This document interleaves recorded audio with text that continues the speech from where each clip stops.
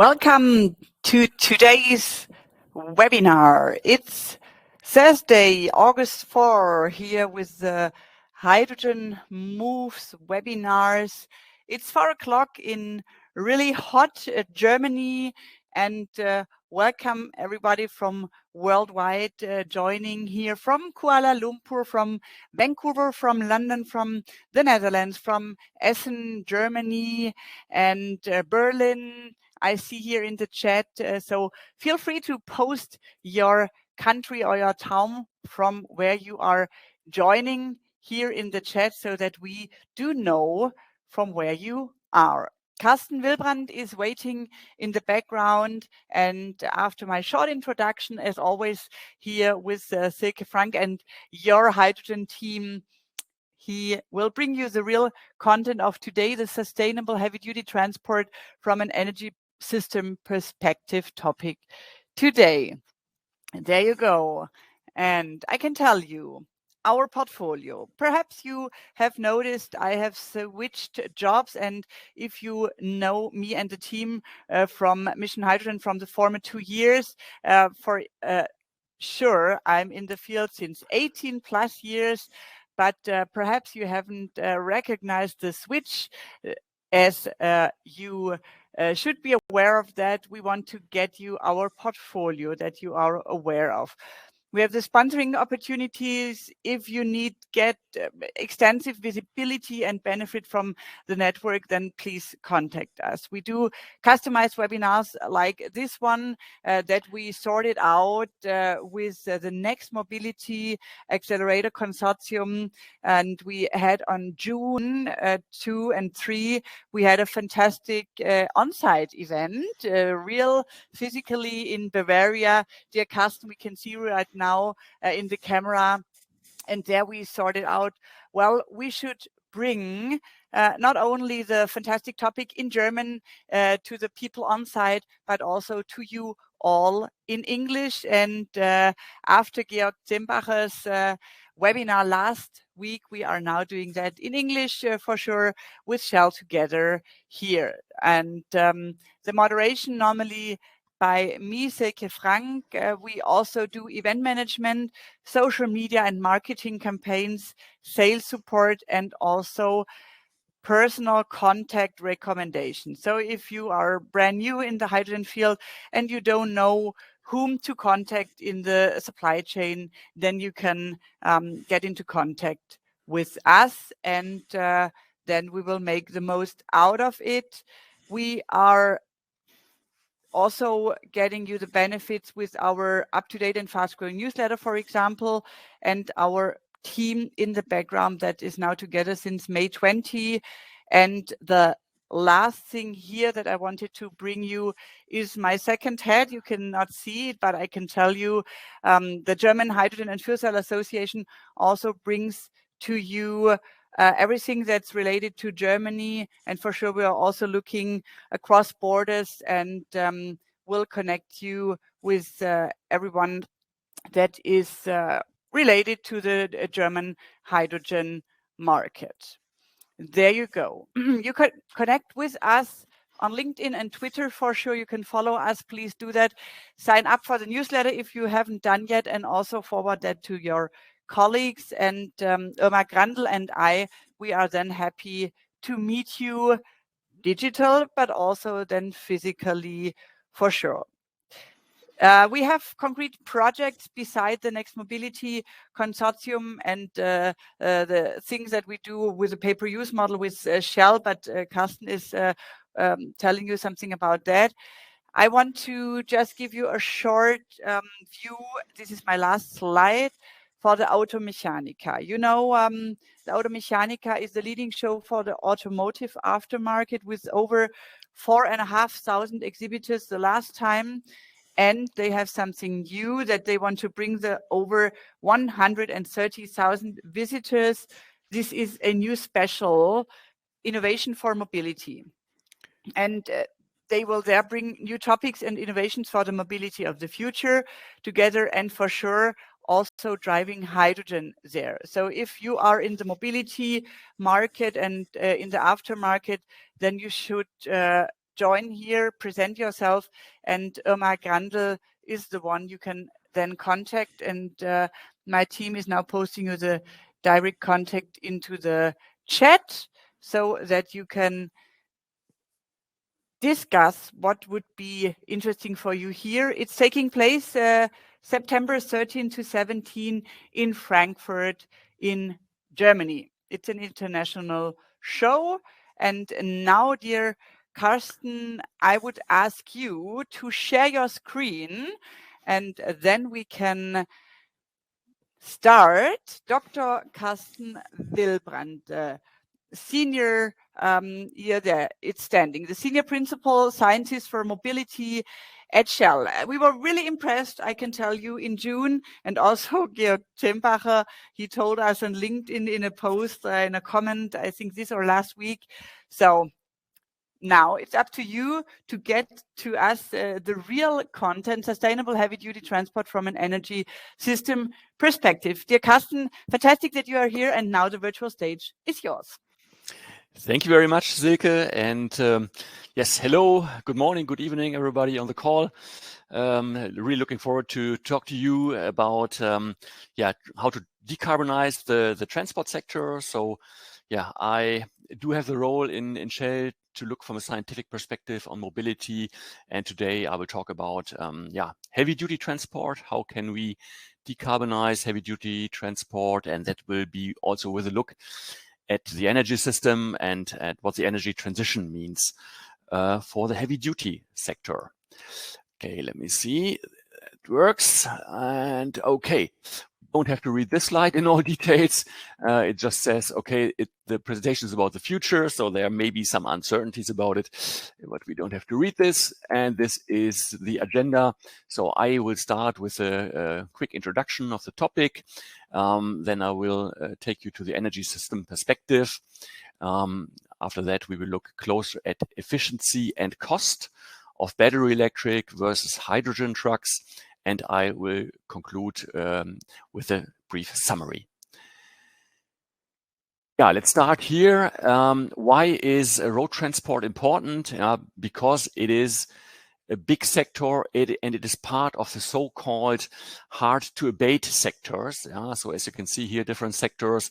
Road freight with 9% of the global CO2 emissions is even one of the biggest hard-to-abate sector, bigger than cement industry, iron and steel, chemicals, or shipping and aviation. So really road freight is large. Just to give you further content, passenger car vehicles are about 11%, so slightly larger. That would be like that. So road freight, big important sector, and that is also why legislation and governments work on the sector, and there's a lot of pressure to decarbonize also this sector, and that's what the topic is about today. Yeah, from a European perspective, regulation is very important as it drives the transformation. And here in Europe, it is so that the legislation looks separately at the energy sector. So we call that well to tank. So how to bring energy and fuels from the well, from production until to the filling station. That is one area the legislator looks after. And then the other is what we call the tank to wheel. So that is relevant for the OEMs, so for the truck manufacturers. And yeah, both sectors have, or both areas have different legislation and different targets. So I start with the fuel industry. So this is where the so-called RED, so the Renewable Energy Directive, kicks in. And the preparations for the RED 3 is going. And proposal from the European Commission is for our industry that by 2030, 13% greenhouse gas reduction is required.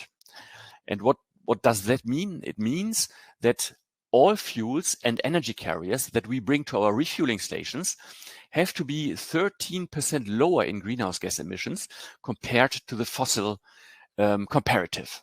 So 13% lower. And That sounds small, but it is a lot, considering today we are probably in Europe at about, maybe 4 to 5% greenhouse gas reduction, as we have fuels like E5 or B7 in the markets mostly.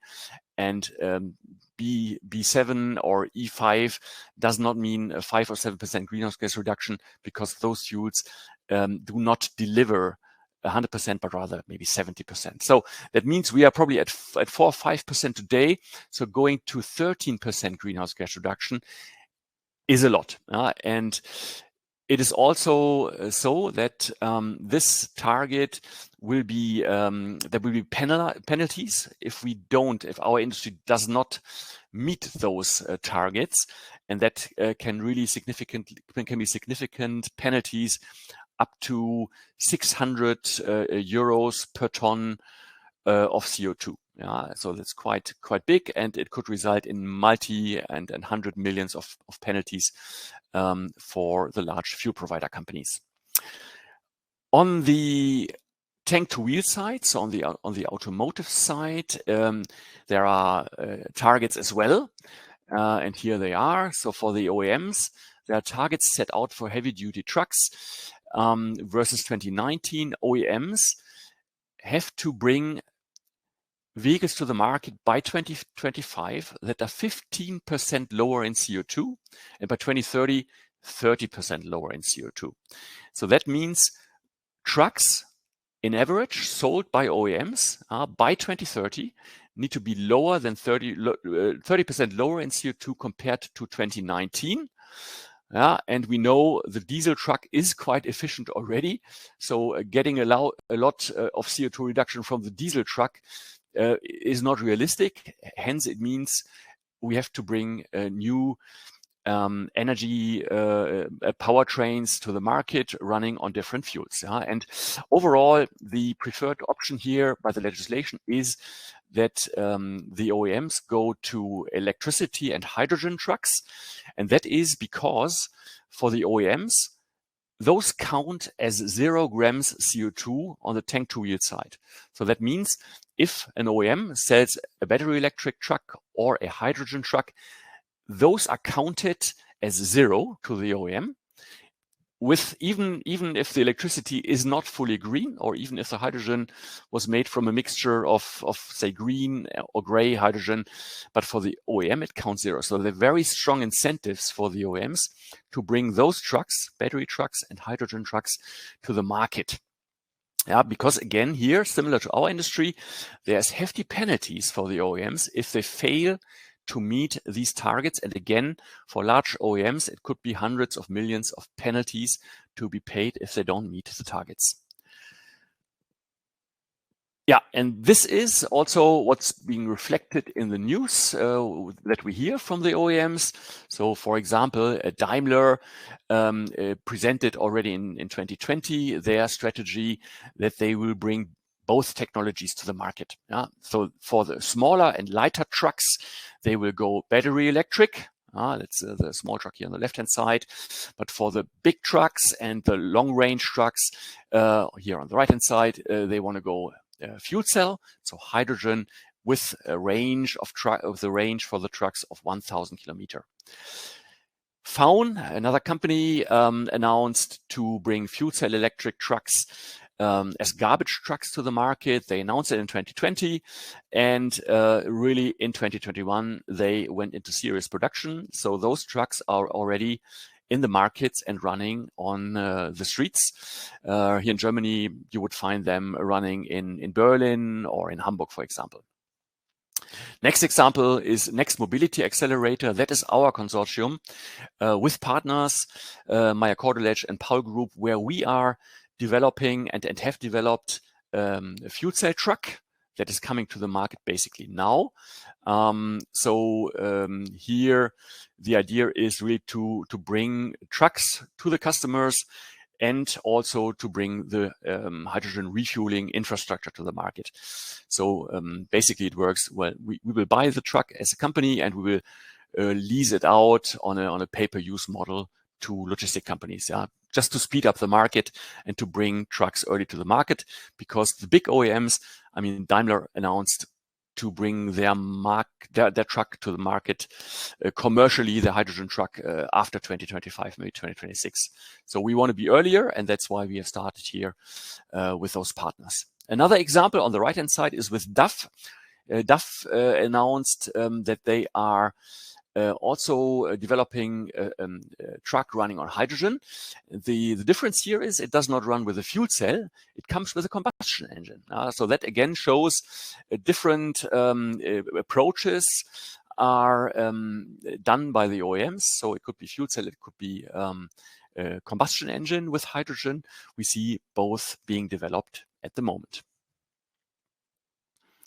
Okay, let's look at the energy system perspective, as we think it will have an impact on the choices of the future for trucks.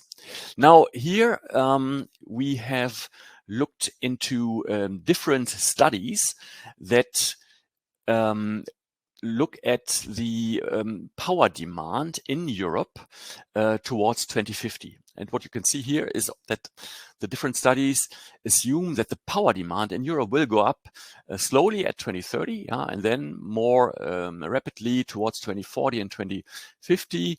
Also some big differences in some of the scenarios, as we can see, but the tendency is clear.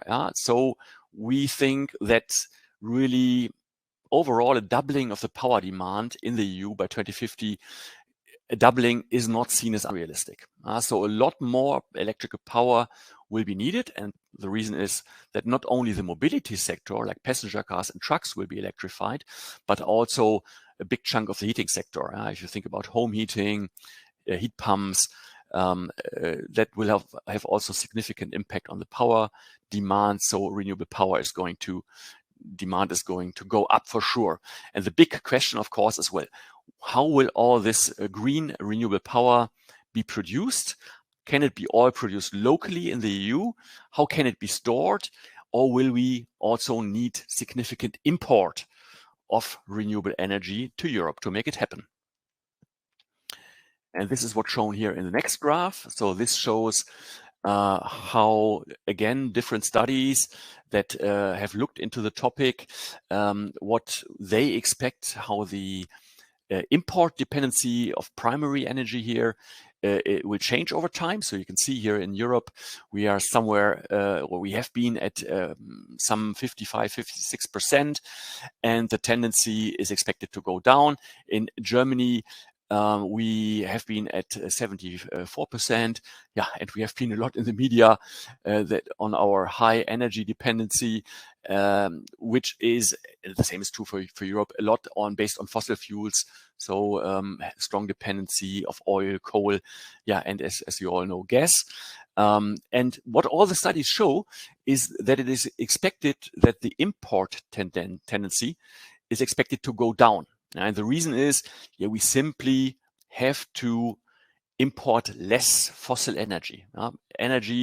Fossil energy consumption has to go down. So imports of coal, oil, gas have to go down. Means the energy imports are going to be reduced. And of course, a lot of the energy has to be produced renewably within Europe. But will it be possible to produce all our renewable energy demands by 2050 within Europe? And the answer seems to be no. And that's also what we think. It will not be possible to produce all the renewable energy within Europe.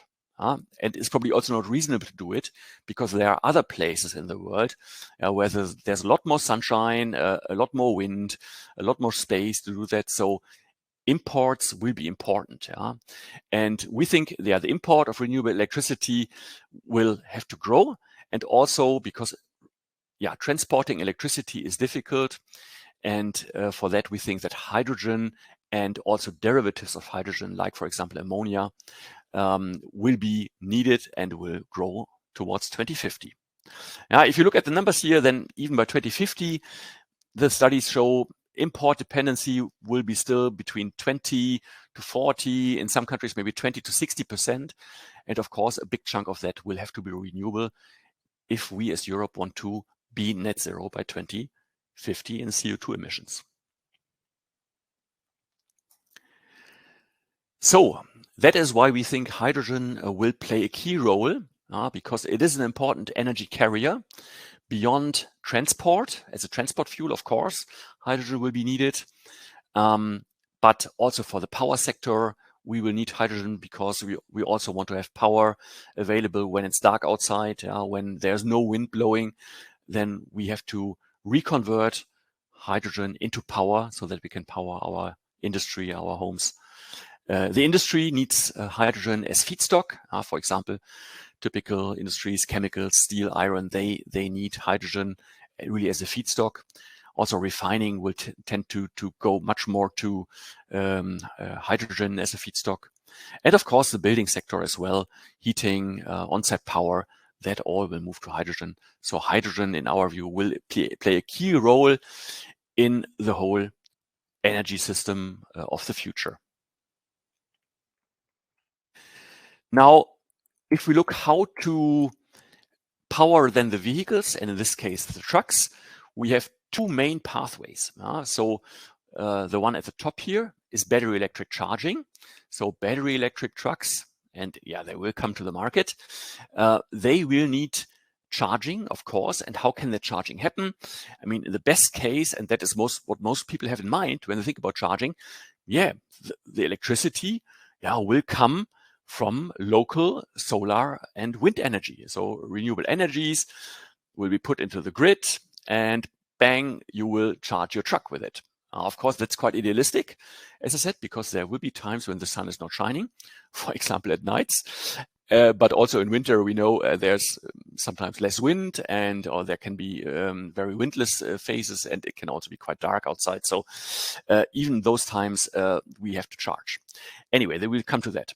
The other pathway is to have hydrogen trucks, and the hydrogen trucks will go here to hydrogen refueling stations, and the hydrogen could come from imports. So big solar and wind energy production wherever in the Middle East, North Africa, Australia, Patagonia, wherever the sun is shining and where there is a lot of wind, maybe good places to produce hydrogen by electrolyzers, and then the hydrogen will be shipped to our markets by either pipeline or by ships, and that will be then in liquid form.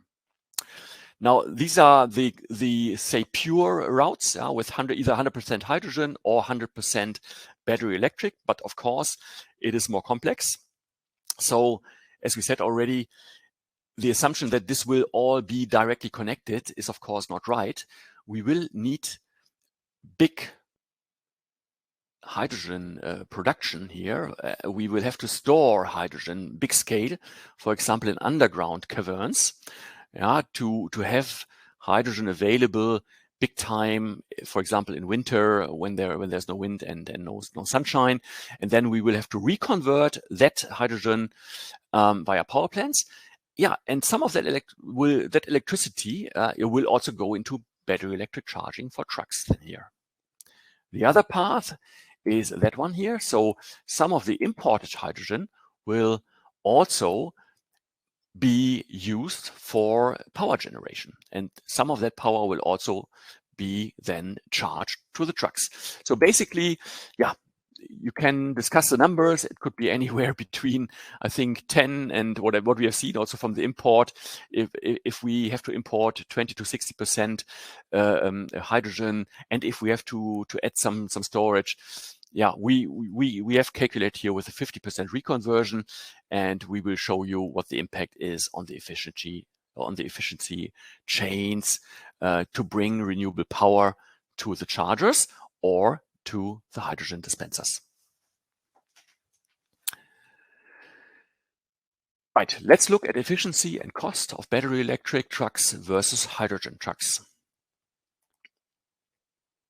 So we asked the Technical University of Hamburg to do an energy carrier model of what you have just seen. So basically looking at all the options to produce renewable electricity and to bring it to the charger or to bring it to the hydrogen dispenser. And then we asked AVL, they are an consultant and engineering company in the automotive industry. So they have really good insights on how trucks behave today and what they cost, what their efficiency is, but also what their efficiency will be in the future. And then we calculate the end-to-end efficiency and use cases to look at efficiencies and as well to be able to compare costs for the different options. So looking at the trucks first, so that is what we took as references here. A reference is diesel, and we look at the big trucks here, so the big 40-ton trucks. Typical examples would be Daimler Actros, Scania R Series, MAN TGX, so really the big long-haul trucks. That's what we have looked into, and AVL took all the data from that graph, which I will not go into detail on, also due to time. And they calculated from this data what the fuel consumption will be in the so-called vector cycle. So that's a typical load cycle for long-haul trucks, what that fuel consumption would be and what the efficiency of the different trucks would be.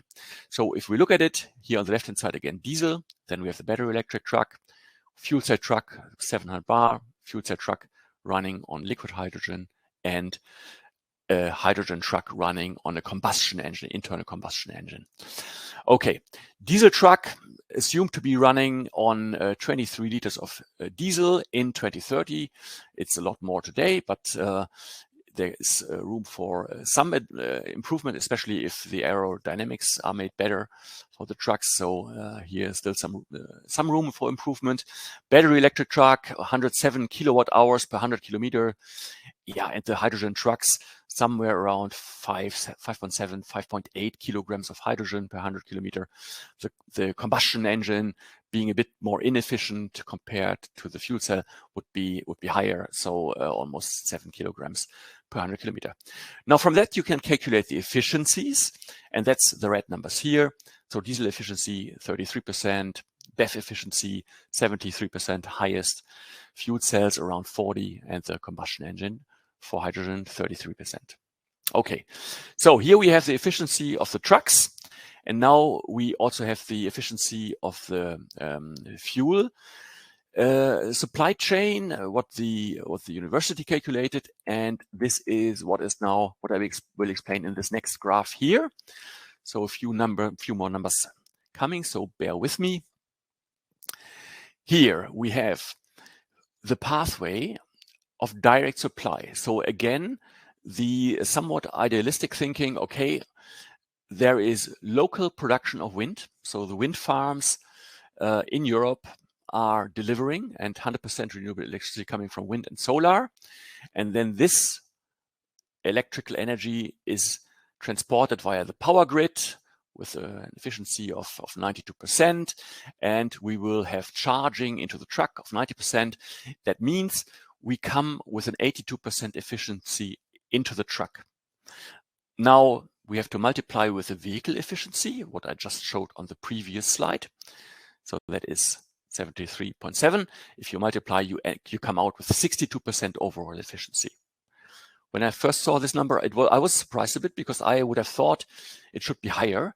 But when you look at the different numbers that are in between here and the assumptions, yes, 60% is what it is. So there are quite a number of losses along the supply chain of the electrons, and so that's not really close to 100%, as you might have thought. Okay, now how does then the other 100% case look? And that is 100% hydrogen. So here is the assumption that hydrogen is being produced in Morocco. So here you see import from Morocco by pipeline. That is the case. So hydrogen being produced from wind and solar in Morocco. Then you have an electrolyzer with an efficiency of 67%. You have to transport the hydrogen via the pipeline with all the transport losses and conversion losses here, and you get into the vehicle tank with a 60% efficiency from those 100%. Now again, multiplying with the vehicle efficiency here of 46% of the fuel cell truck, you end up here at 24%. Yeah, now you can say, okay, well, that is quite a difference. It's almost a factor of 3. So yes, the battery electric truck is a lot more efficient compared to the fuel cell truck. Next one is same or similar, but it would be liquid. So here is again import from Morocco, but this time hydrogen is liquefied. And you have higher losses here along the supply chain because it's more energy intensive. So we end up at the vehicle at 50%. Also, the vehicle is slightly less efficient if running on liquid hydrogen. So overall, you have an efficiency of 20%. And now comes, I mean, these are the 100% cases, either 100% battery electric, right from the wind mill, yeah, or it's 100% hydrogen. Now, what about the blended case? And that is the 50% reconversion case, meaning 50% of the truck, of the battery electric truck, the battery electric truck is charged 50% from direct supplies and 50% from imported hydrogen via pipeline. So we took the better efficiency case here, and then you end up in a mixed case, and the overall efficiency here is then 30%. Yeah, so basically we see the two cases get closer to each other, and basically the more you have to import hydrogen as an energy carrier, or the more you have to store hydrogen, the closer the two cases get together. Yeah, but still a difference. But then again, there's a lot of discussion about efficiency, but efficiency in terms of renewables is actually not very meaningful, because in the end, it is all about cost in the end. And what has not gone into the numbers here, but it's important, and it has to be considered, is that a wind farm that is being installed, say, in the center of Europe, will produce a lot less electricity compared to a wind farm installed, say, at a very windy location in a place in Morocco, or if you think about solar energy, there are places which produce where the same wind or solar plant will produce even double or triple the amount of kilowatt hours or gigawatt hours of electricity. So that has not gone even into the numbers. So all this discussion about efficiency, it is important because it also reflects cost, and it also reflects space demand, but it is not everything. So basically, in the end, rolling out means we have to look at the cost, and that's what's coming next. So here we did a total cost of ownership comparison, again, for the year 2030 plus. And again, our diesel engine is the base case, and then we compare with fuel cell, and we compare with battery electric. And here we did do two calculations: battery electric vehicle, so battery electric truck in depot charging, and battery electric truck with on-the-go charging, so fast charging at the highway. Okay, I have to explain the colors here. So gray is the vehicle cost. You can see it here. Gray is vehicle cost, and of course the diesel powertrain, the diesel vehicle, even in 2030, it will be a lot cheaper compared to fuel cell and also batteries. Then the next one is fuel cost without any taxes. That's orange. And you can see already, that is diesel, even in 2030, without any taxes, is expected to be really cheap still. But then we see here, okay, there's fuel taxes coming on top at the moment. There is CO2 taxes. We assumed $110 per ton of CO2, that in Europe it will be in that range by 2030. Then we have road tolls for fossil driven vehicles on the roads. And maintenance, it doesn't play such a big role here. It's quite similar. So what we can see is basically, yes, differences in the vehicle cost is one main driver, but the biggest driver is the fuel cost. And then if you compare the total numbers, you can see, both fuel cell and battery electric trucks can be competitive with the diesel engine by 2030, with the diesel TCO, assuming then again that all those taxes are on fossil trucks and not yet big taxes on those new energy carriers. Okay, and then if you look even closer, you see that depot charging for trucks will be the lowest cost option. So that means for logistic companies which do have the time to charge the truck overnight in the depot, and they don't drive long distance, they are not payload constrained, and they can maybe drive to another depot, charge there rather slowly at low electricity cost.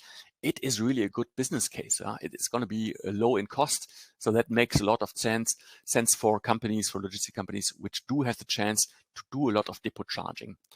Now, for long haul applications, it is assumed that the trucks will need a lot of on-the-go charging, because long distance, the truck needs to drive a lot, maybe two-shift driving, etc. And as we see today, and we also expect it in future, the costs will be higher when you charge at the highway, and that means, okay, quite expensive. So in that sense, we expect that, especially for long-haul applications, the fuel cell will be what many logistic companies will choose, because it offers high payload, it offers good range, it offers good refueling times, very good refueling times. So these are here some of the use ratings here below. While if refueling time is not so important and range is not so important, because you do more on the depot to depot urban environment, then battery electric truck makes a lot of sense. That is how we see it evolving towards 2030 and beyond.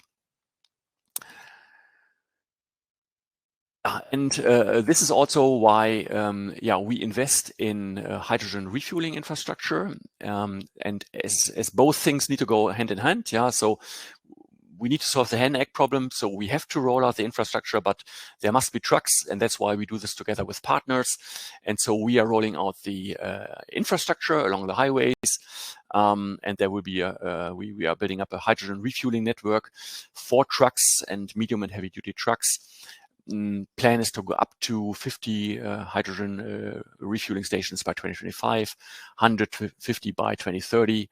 We want to have a pan-European network coverage of 1,200 kilometers by 2025. So really to allow long distance drives with hydrogen trucks.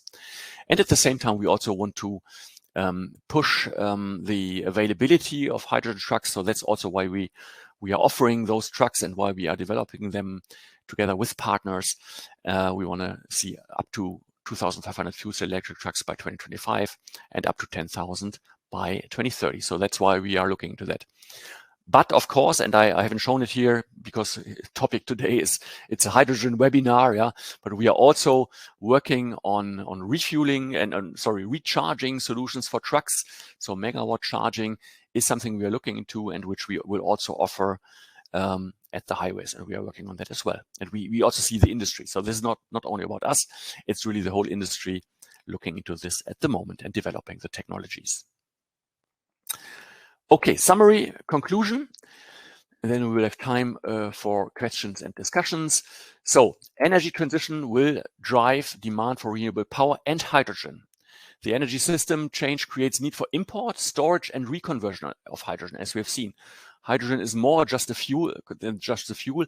It's really an important energy carrier for storage and reconversion.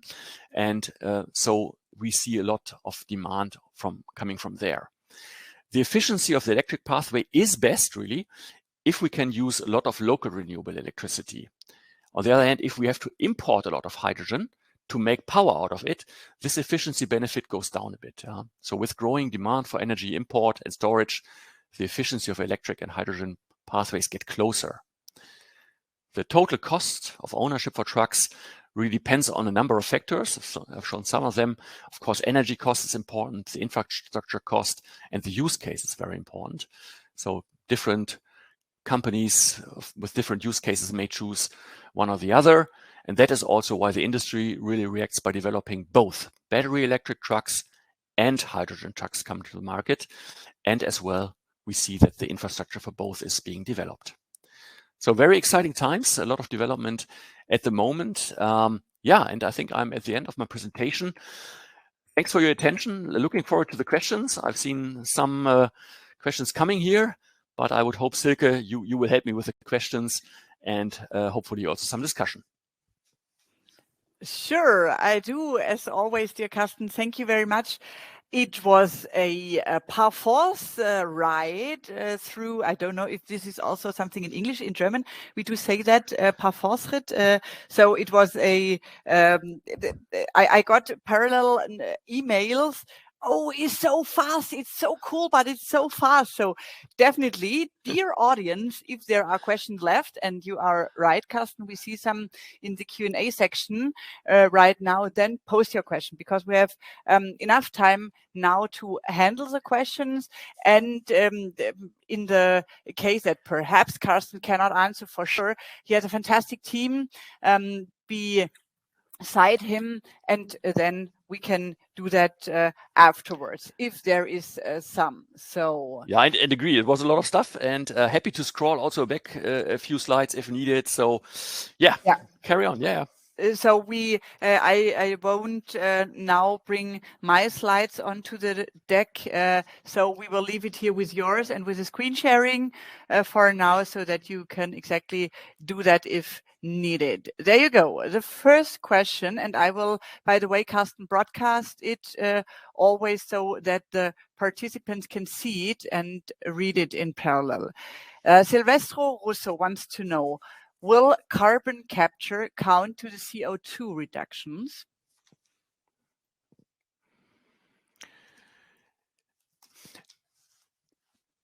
As I showed in Europe, there are requirements and regulations both for the OEMs and for the energy companies. For the OEMs, no, it doesn't count, and they really have to bring trucks to the market that do not let out any CO2 from the tailpipe, basically. Yeah, so that is clear. Even if it's green, by the way, if it's green CO2, yeah, so coming from the most perfect biofuel or e-fuel, it would not count for the truck manufacturers. And on the energy carrier side, and that's probably the question, carbon capture, would that be enabled and allowed? And the answer is yes, it would. So if we were to capture carbon and would produce e-fuels from it, then it would fit under the so-called RFNBOs, and that stands for, RFNBO stands for renewable fuels from non-biological origin. And that means these are fuels that are made from renewable power and possibly CO2.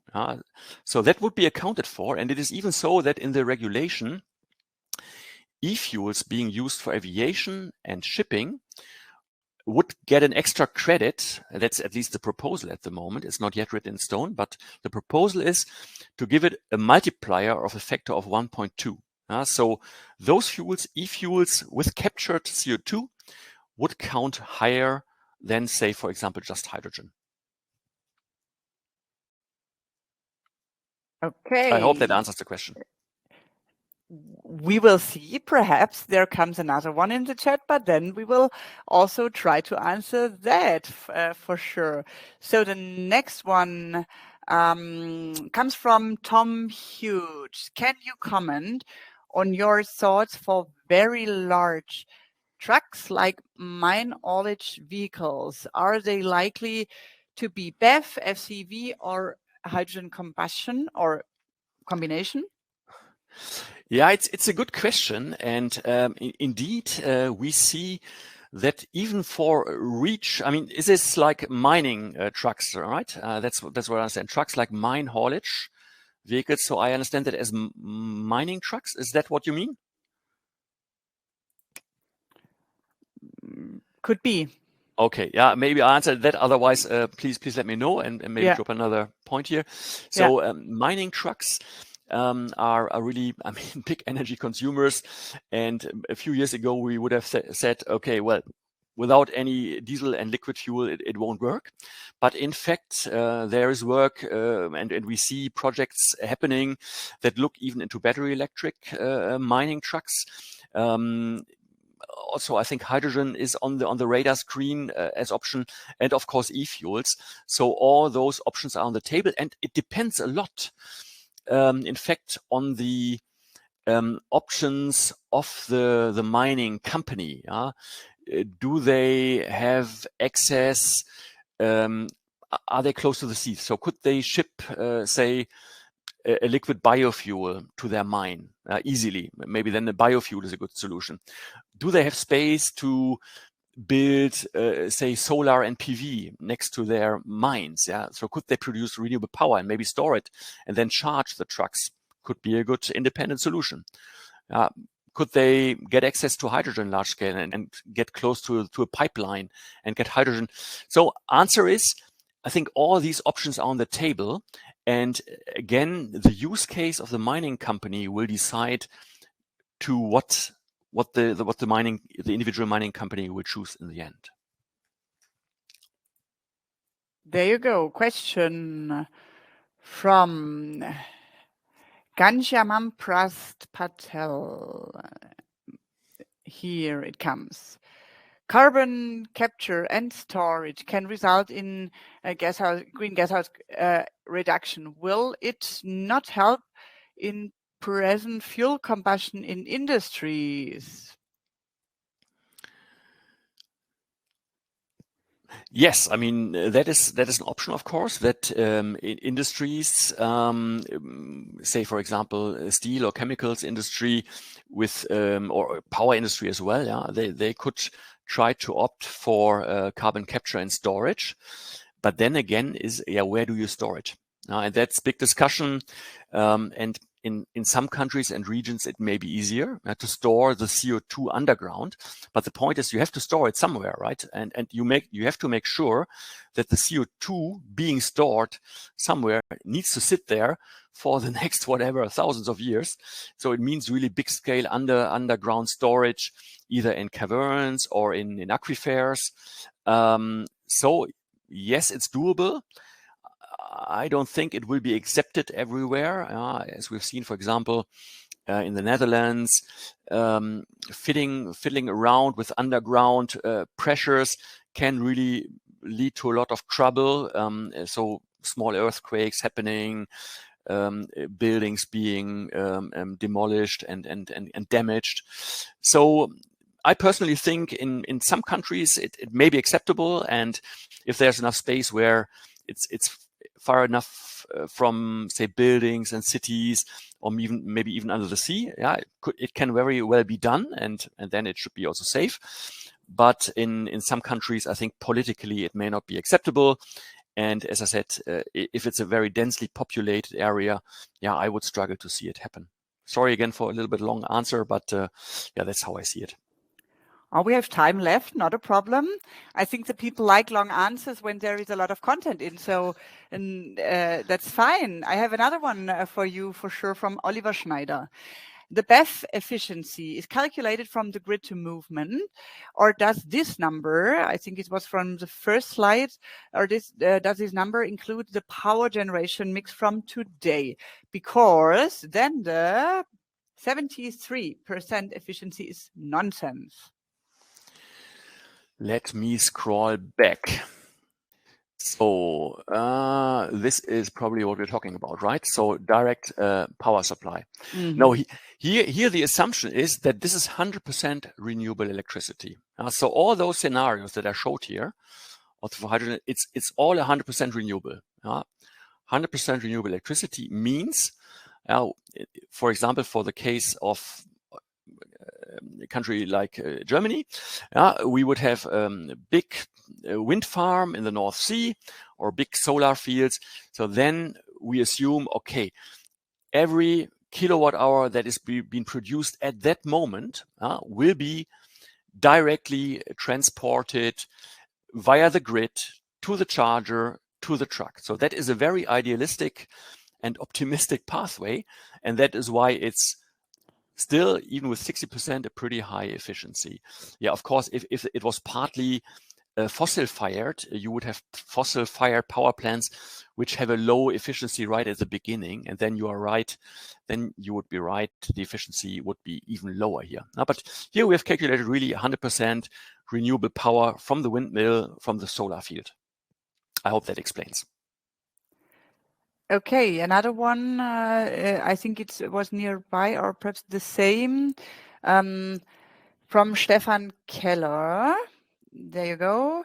Liquid hydrogen conversion 96%, 3 question marks.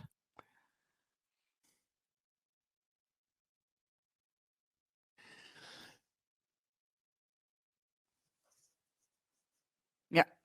This one here, right? Mm-hmm. Yes, so we have, yeah, the losses are then here with the vehicle.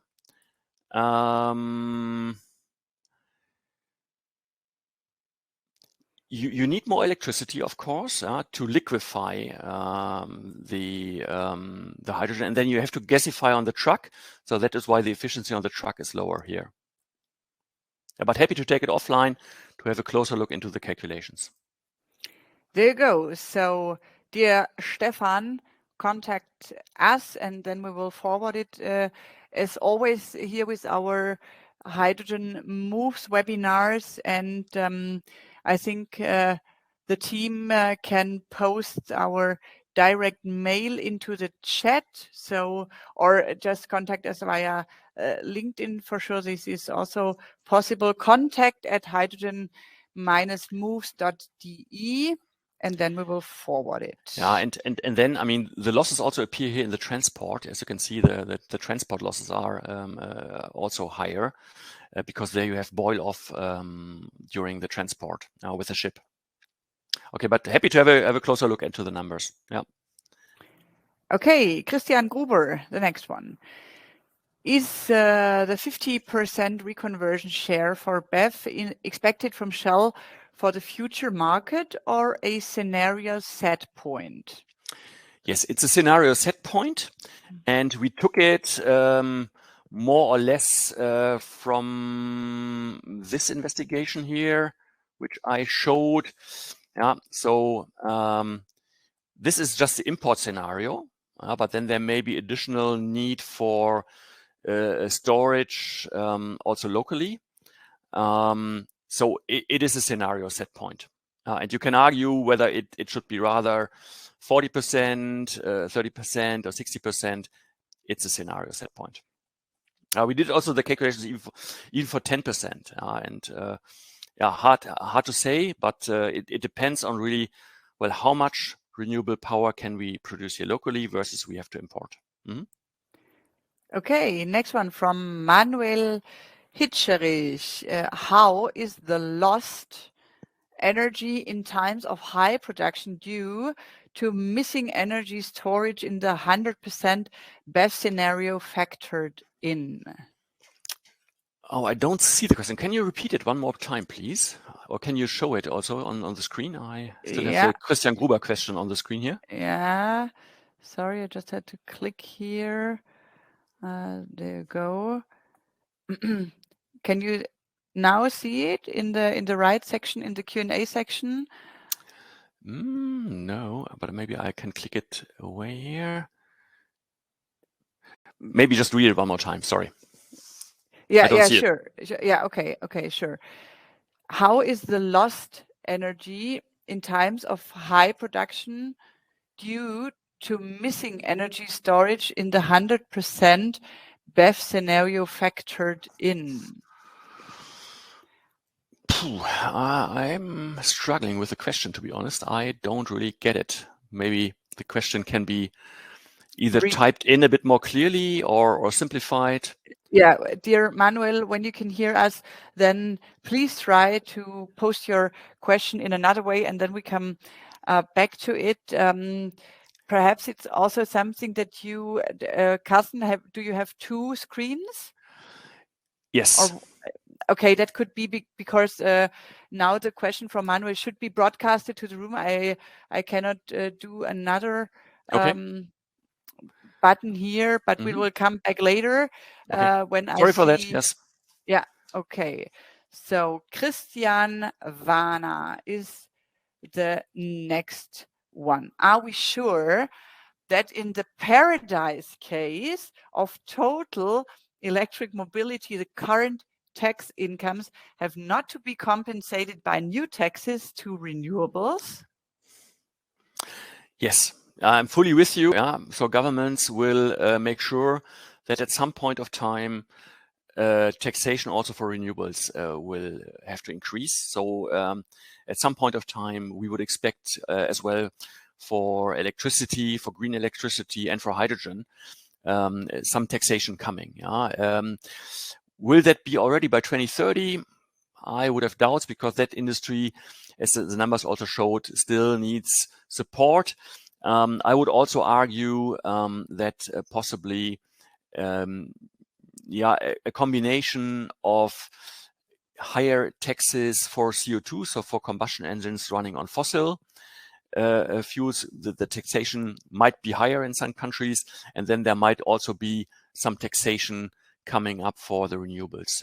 So absolutely could well happen, and at some point of time, I'm sure it will happen. So you're right. Yeah. But for 2030, we have ignored it here. We have assumed it will be still without to push the case and to make it attractive.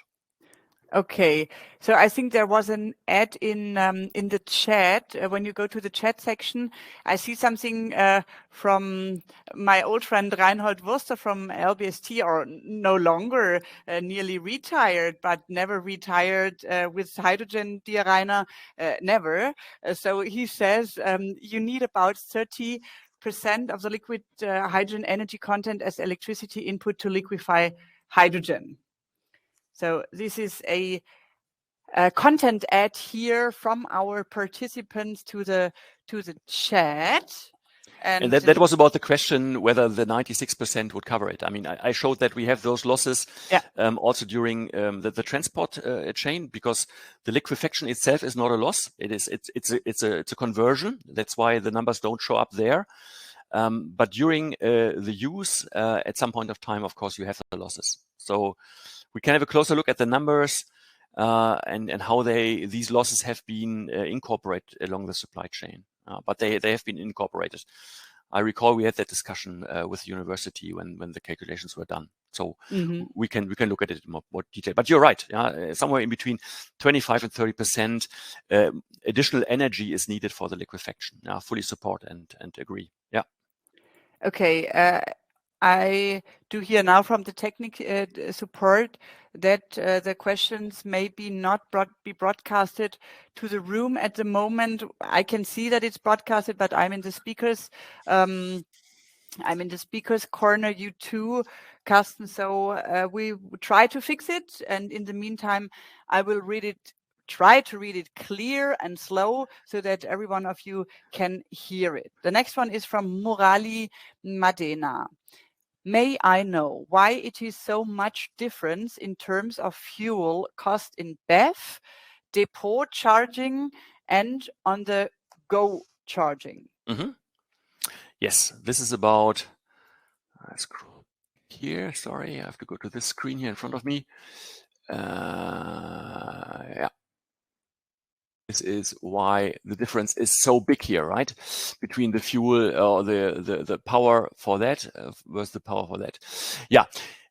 This is reflecting a bit what the reality is also today, right? So today, if you charge at home or if you charge at the company, you probably can charge at 20, 30 cents per kilowatt hour in Europe. If you go to fast charging at the highway, you easily pay 50 cents, 60 cents, even up to, I think the top price I heard was 79 cents per kilowatt hour. And that shows that on-the-go charging can be a lot more expensive. The physical explanation behind it is that you have to build big new power hubs close to the highway. And if you consider that you want to provide a megawatt of power for 100 trucks that arrive at lunchtime at your, say, recharging station at the highway, means you have to set up a power infrastructure for 100 megawatt at the highway. And that may well require quite some investment to set that up. And the other point, which is very relevant if you think about the cost, is the utilization of those chargers. So for on-the-go charging, I'm making up a very say expensive case where electricity would be very expensive. So assume the truck drivers start all at 6 o'clock in the morning. They drive with a maybe small break for a couple of hours, and then they all come for the lunch break, and they want to get fast charging at the lunch break. And then you have 1 hour where everyone wants to have fast charging. The truck drive again for 4 hours, and they come back again for an hour, half an hour or another hour of fast charging. So in the end, you might end up with your fast charging station there with only a few hours of utilization per day.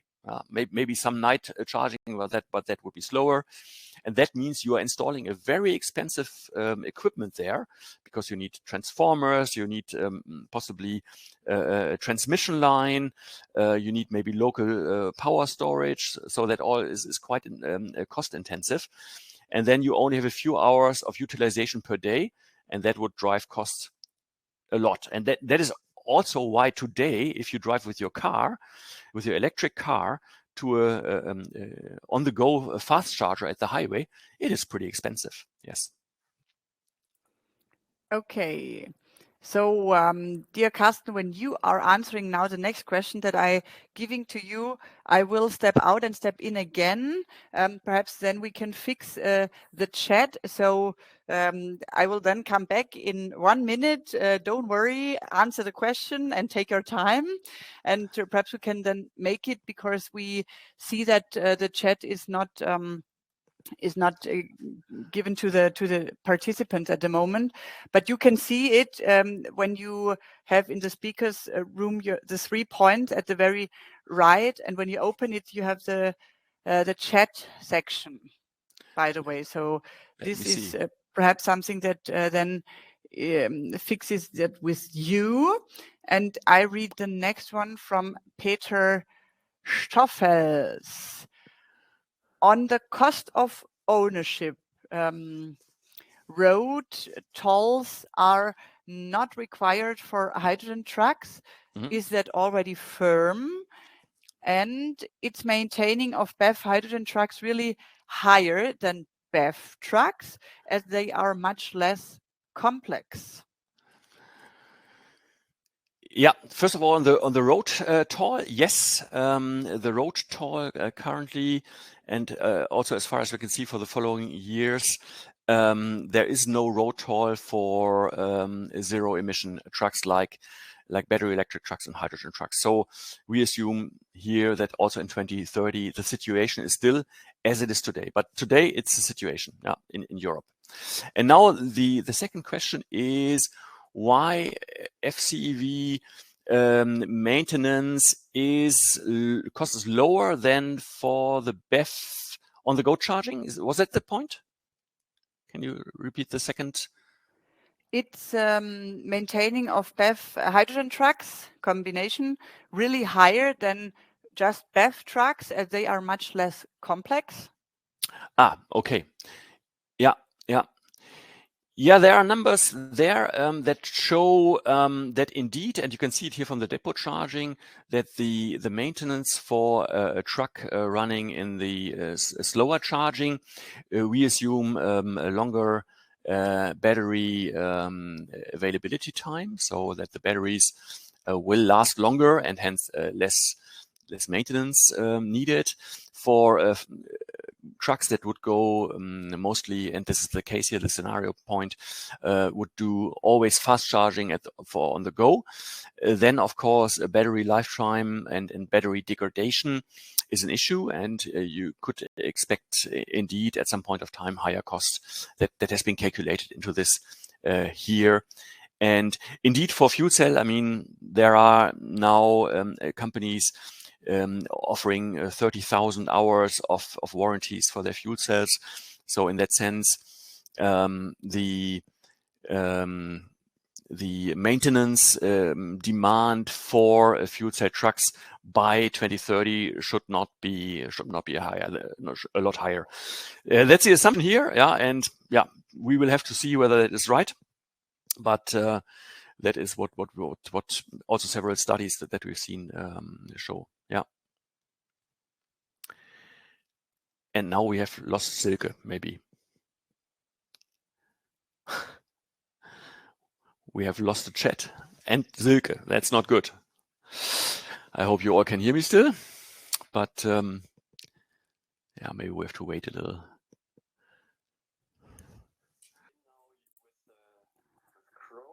Okay, cool. He tries to dial in.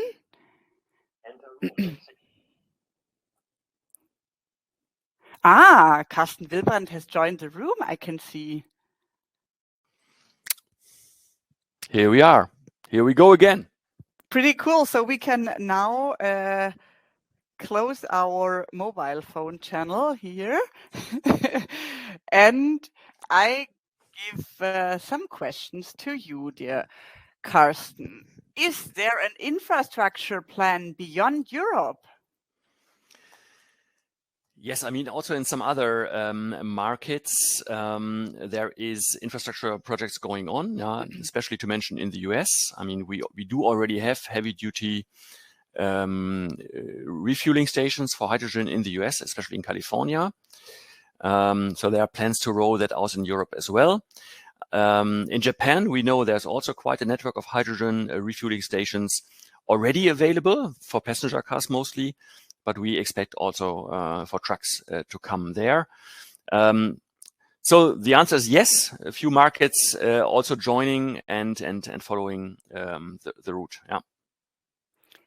Okay, another one from Christian Gruber. To what extent will electromobility get preferred use of direct produced electricity or have to compete with all sectors? Whether the direct electricity will be used only for mobility or for all sectors. Yes, I think it's going to be a competition by all sectors, right? Because of course, also industry will have to electrify significantly. For example, industrial heating with heat pumps is something we are happening. There was just recently the announcement that BASF will build the first 6 megawatt heat pump to save gas for their site and replace it by electricity. So basically, yes, for power, there's going to be competition from all sectors again, yeah. And that means in the end, well, if we cannot produce all that renewable electricity locally, it means we have to import molecules big time via hydrogen, via ammonia, or for some sectors, it may be e-fuels like aviation, marine, and then either use it directly in fuel cell, for example, hydrogen using directly in fuel cell would make sense, or for battery electric, it means we would have to reconvert the molecules into power and then put the power into the BEV, into the batteries. Yeah, competition for all. Yeah, definitely. Oliver Schneider again. Is Shell aiming to roll out a hydrogen refueling network by its own, or do you envisage to cooperate with H2 Mobility or other existing providers? Yes, we will have own refueling stations, so Shell branded, but there is also discussions, of course, going on with H2 Mobility. So indeed, there is plans also to upgrade some of the H2 Mobility refueling stations, which are currently being designed for passenger cars, to upgrade them to trucks. I'm not sure what the latest status there and if something is really happening there, but I know that there's good contacts and there will be discussions. Yeah, but mainly, indeed, we will roll out under the Shell brand like we do with LNG. So we have been putting LNG stations to the markets, and we will do the same with hydrogen. Yes. And I can tell you, if you now feel free to post it in the chat, if that would be interesting for you, dear participants, for a H2 Mobility webinar to get the latest status. You perhaps know we did that last year, and we for sure have close contacts to Nicolas, Ivan, and team from Hydrogen Moves here, and we are happy to do that perhaps in the next weeks. Despite that, you know that in September it's fully crazy with events in hydrogen in Germany and worldwide, I think. But for sure, we can do that.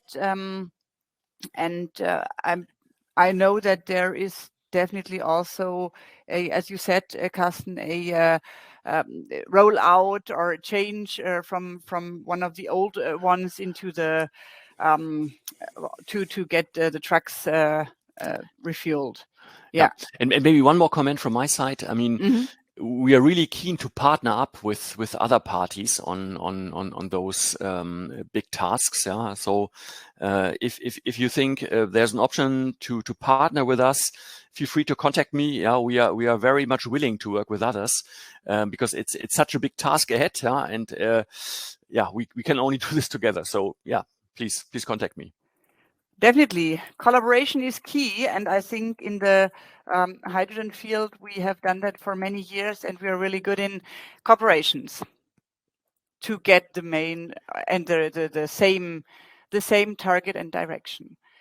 Elliot Lobo has got the next question for you. The 500 bar project that Shell worked on with MAN, ANLEC, and the TU Braunschweig concludes this month. Do you have any insights into the findings? Honest answer, no, I don't have it yet. I would like to get it. So, keen to have a look at it. Yeah, but I know there's work underway, but I haven't seen the final results of that. Yeah. But we can be pretty sure when you have some and when you can share it with the public, then we could do that here.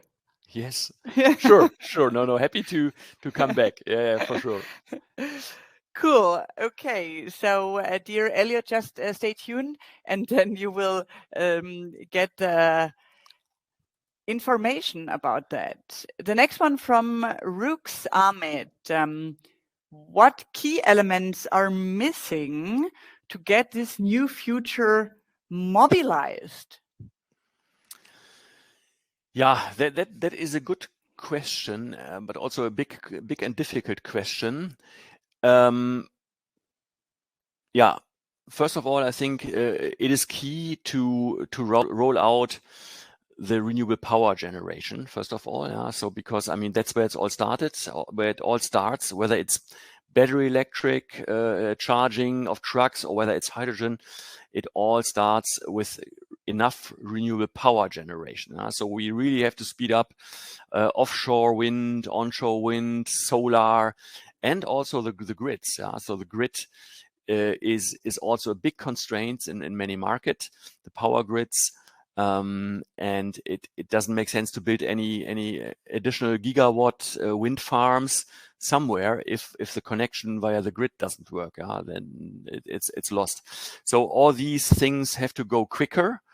And then I think as well we have to again also to partner with other countries, other regions to make sure that especially when we talk about hydrogen, we have broad access to hydrogen. We shouldn't make the same mistakes as with natural gas. So we should set up a system where imports via pipelines is possible, where local production with local electricity and oversupplies of electricity is possible, but also where import of hydrogen via ship, being it either liquid hydrogen, be it as a derivative like ammonia, methanol, or being it via new ways like LOHC, for example, so liquid organic hydrogen carriers.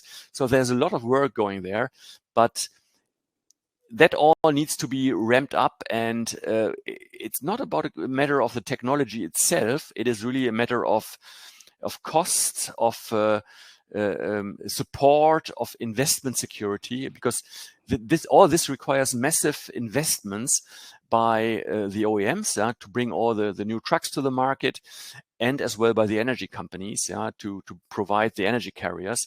So there must be some clarity and investment security on that. And I mean, yeah, it's underway, and I showed the legislation. I think that will help to create this investment security. And for sure, Karsten, it's my heart topic, and I have to add here something from the or to the political perspectives. You said legislation, the rules and conditions here. I think we have some in Germany, especially perhaps on the European side also, but we both know, especially for Germany, for example, those 90 centimeters problem when we want to scale up the trucks or some kind of trucks. At the moment, we cannot scale up because this is a regulation that we are losing at the moment, those 90 centimeters that we do need for bringing in behind the truck, the driver's cabin, those hydrogen tanks, you mean? Tanks, thank Yes. you. Hydrogen tanks. So if you are someone with really good connections and we can add here and join forces in Berlin to go ahead, then we should do that. This is also something we have to partner as the hydrogen field to get those things done that are because without that we cannot do those things from industry, right? Yeah, absolutely. And another good example is those delegated acts. So those who are closer to the European legislation will be aware of the so-called delegated acts, and they look into, well, how the hydrogen needs to be provided, and that there's this big topic of additionality. So currently there's discussion that, well, if you want to produce green hydrogen, to get it accounted for, there needs to be additional power generation on top of that, and you might even need to make sure at some point of time that for each hour you run your electrolyzer, you have clarity on where the green power comes from, right? And that makes life a lot more complex and also more expensive. So putting all this in at early times when the industry is growing, I think is also something which should be reconsidered, because first of all, it's really bringing hydrogen technology to scale is very important to bring the cost down, and we have to take the step, like we have done with photovoltaics a couple of decades ago, to bring the cost down. We have to get on this track with hydrogen technology, and electrolyzer. Yeah. So I have a thing. I just read it and open to you for the answer from Christian Vana. To the summary and conclusions, I agree completely. But why then total battery electromobility is imposed to the privateers without any technology open alternatives? Individual traffic is a basic citizen right. Yeah, I think that refers to passenger cars, right? So why would all passenger cars have to become battery electric? There's always as well the discussion with the efficiency, and we could have the same discussion here on the efficiency side, how relevant that is for passenger cars. But the big difference really, I think, for passenger cars is the big difference to trucks is they are being used a lot less, right? So passenger cars, in average, I think they run like for an hour or two per day, right? And 22 hours they are standing around, means there's a lot of time to be charged whenever there's no other need for electricity somewhere, or when there's oversupply, when the sun is shining. You could charge at the office your car overnight. Maybe when less power demand from other sectors, there you could charge your car at midnight. So there's a lot more time for charging. While with trucks, it's different. Yeah, they run a lot and they have to be charged and refueled so that they can run again. I think that is a big difference. Yeah. It is. I have another one from Florian Lessing, and we are nearly running out of time. But do you have 5 minutes more, Karsten, or do you? No problem. Since we lost That's some time, I have a few because minutes of more. our Yeah. That's cool. Okay, Florian Lessing is asking, what is the impact of the additional weight of the battery in the BEV? Are there figures for transportable goods?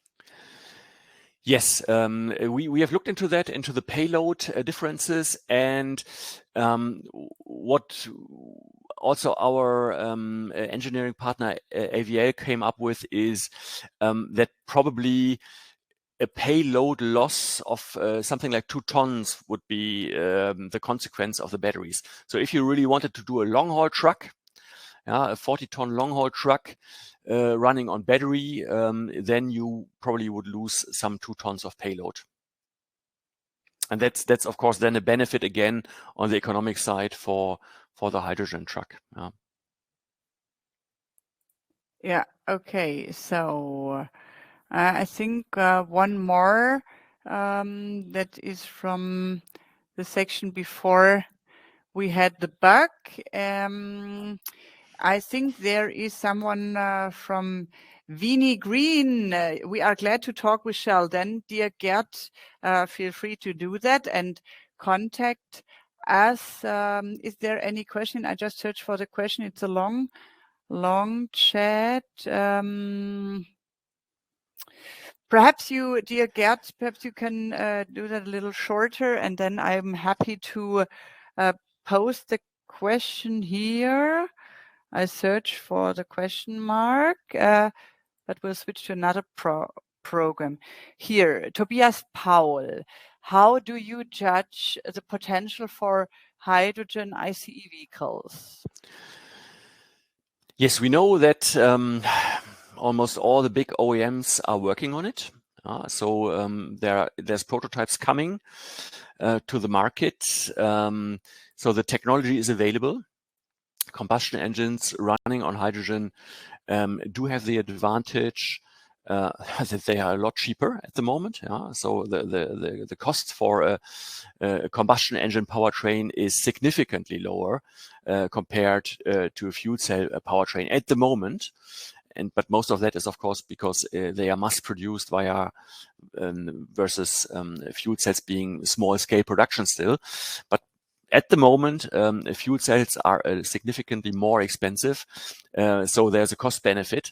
And then of course the downside why in the long term we see fuel cell ahead is that we expect the efficiency of the fuel cell system being better compared to the ICE. And as we've seen, the fuel costs are the overarching cost parameter for trucking. So if you save whatever 5%, 10% efficiency with the fuel cell versus the ICE, it means a lot of money to logistic companies. So at some point of time, we would expect the fuel cell to dominate. But for the coming years, probably the combustion engine could play quite a role. Also, the combustion engine is, of course, more robust in view of, say, impurities on the hydrogen side. So if the hydrogen quality is not as perfect as the fuel cell would need it for the combustion engine, it's less of a problem and it wouldn't degrade as quickly. So some pros and cons here. It's a bit complex. We on the Shell side, we always tend to say we are a bit agnostic. So we think both options will evolve, and we are of course supporting both options. The combustion engine also in the longer run, we think will have a preference also in non-road applications. So especially when you think about the very harsh environment where, say, a construction material is working in, so cranes, tractors, agriculture, we think there the combustion engine with hydrogen could play a bigger role there because lots of vibration, a dusty environment, probably more easy to cope with a combustion engine. Yeah. Okay, 2 more questions, and then we decided during we were we were out, kicked out, Karsten and I, that we for sure don't leave you alone. And if you are happy, we could in Q3 or Q4 this year, we can sort out another date for you, and then perhaps with some news from your side, dear Karsten, and then we can can we set up a webinar to join up? Yeah, we can do that. We will take it over here to the team and sort that out. I have one more I can tell you just for the very end. Do you know that, Karsten, from Malik Ibrahim, a question, is the byproduct hydrogen considered green hydrogen in the EU?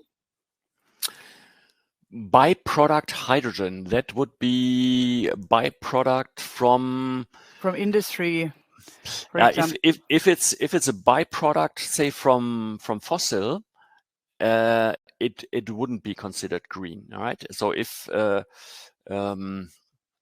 it's in the end it's made from natural gas, it wouldn't be considered green. Now, if it is, for example, coming from electrolyzers from the industry, like for big chemical companies are operating so-called chlor-alkali electrolyzers. So they actually want to get the alkali for their processes, and hydrogen is the byproduct. Now, if that green hydrogen is a byproduct made from green electricity, then yes, it would be accepted. Yeah, and I think for this CRS code regulation standards, what is green hydrogen for those things? I have another good expert. He's a lawyer. Perhaps if that's interesting for you, we should do a webinar here again. We did some in the past, but this is something. This is also adding to your main field, Karsten, right? So that. Sorry, say again.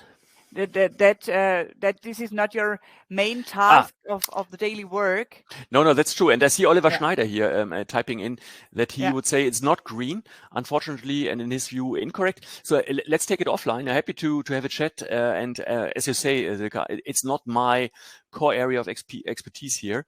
So let's happy to connect to our experts on the hydrogen production side to see. We definitely, dear guests, we have some, and we will bring that here on the Hydrogen Moves stage. Oliver, I know you stay tuned, so that's not a problem for you then to follow us here. I have seen one more.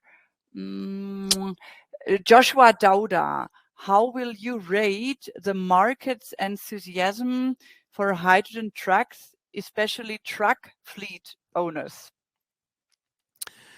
What we see at what we see at the moment with the truck that you see on the screen here, that there's quite some demand. So that is a truck that we are developing with the partners.